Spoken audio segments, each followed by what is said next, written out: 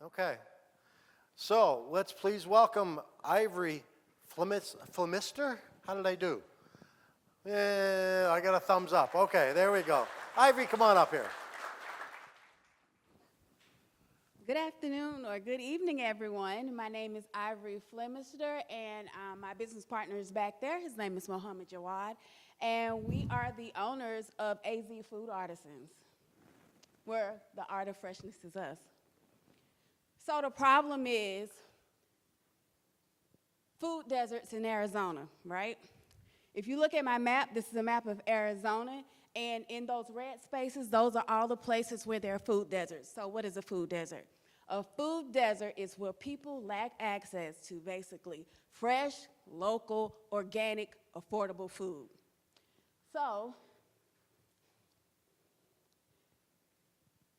that's where I come in. These people have the money to buy this stuff, and they want to, but the issue is they just can't get it. So what I do, I go and I aggregate produce from other local farms in the area, supporting them, take it back to farmers markets, then I sell it to our people, making it affordable, but the main thing, I make it accessible. So how can I prove this? I did this before. Last year was my first season. We reached over 4,000 families at the market while helping farmers, that's our planet, and then guess what? We also made a profit with a purpose. So, how are we better than our competitors? We are better than our competitors because, one, we know our farmers, we know that they grow sustainably, we know they grow organically while using innovative techniques, right? So, the other thing is, we are there in the community, so the community knows us a lot more better than Sprouts or something like that. So, for our first year, I honestly can say our gross revenue was $150,000. What we want to do is raise that at least, that's the bottom, by at least 1/3. So if we can do that, if we have these things, we can do that. People ask why it matters. It matters because healthy families create healthy communities, and that creates a healthy ecosystem. Thank you. Nicely done. Thank you, Ivory. Now, I understand we're going to bring Mohammed up with you to answer questions from the judges. Is that right?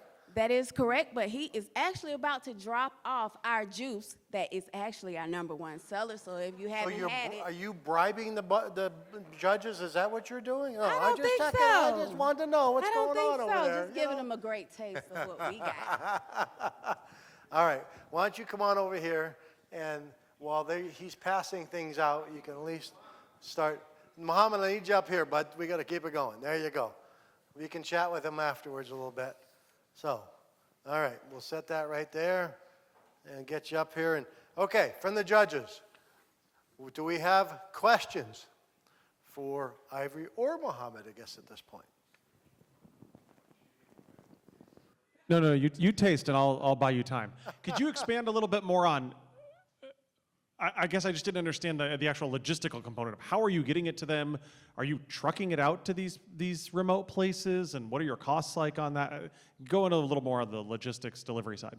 Yeah, so basically last year, we participated in a farmer's market. We had 3 different farmers markets in Scottsdale, and we do logistic with regular car pretty much, but we would like to keep it in a cooler environment so we'll be able to save it longer, and we deliver it to them fresh. Okay. Will, you got a follow-up there? Well, yeah, so like what's the farthest out? You know, I'm thinking of like the Navajo res or something. Obviously, it's very far away. It takes a lot of time, money, resources to get out there. How would someone in a very far part of rural Arizona be able to get access to this affordably?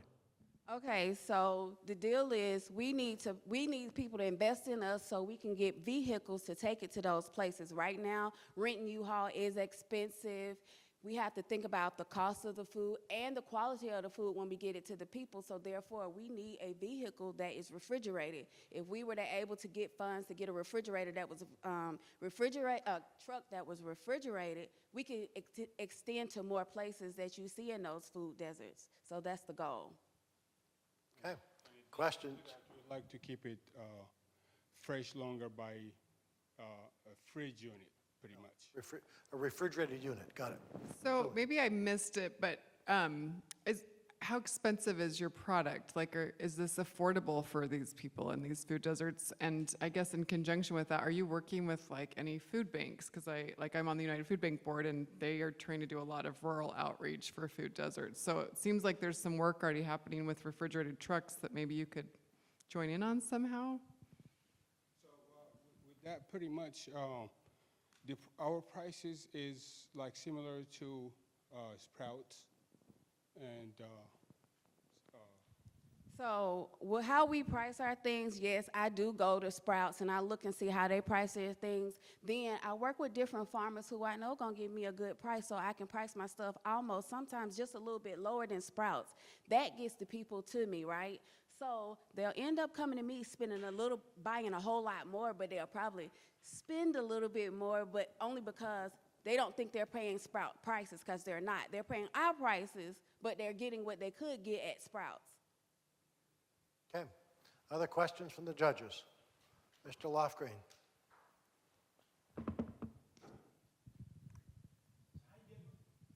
How are you getting the word out? Okay, so we get the word out by being in the community, but actually we wanted to do like the social media and all of that, but going to the 24-hour business program, we met Macbeth Marketing, and so now she is helping us get our word out. But we get our word out basically through community events. So I'm at the church. I'm at, when they have council meetings, I try to be present at different events. So that's how we're getting the word out as of right now. Okay. Other questions? Tom? If I understand the business today, you're supporting farmers and really selling the product at farmers markets, right? So is it, when we're talking about the truck, it's a next phase of growth that's reaching out to the food desert locations and expansion there? Am I understanding that right? Yeah, you are definitely expanding that, right? So we, like I say, network with all those other local farms like Duncan Family Farms. Duncan Family Farms is actually in, that's in West Phoenix. We have to go there, get that product, and bring it back. Mortimer Farms is north, so we still have to, but we network with other people so we can get it back. So, yeah, transportation is an issue. If we had that, we could do it ourselves and make it a whole lot better. Anything else from the judges? Okay. Thank you very much, both of you. Thank you. I'll take that. I'll take that. Thank you very much.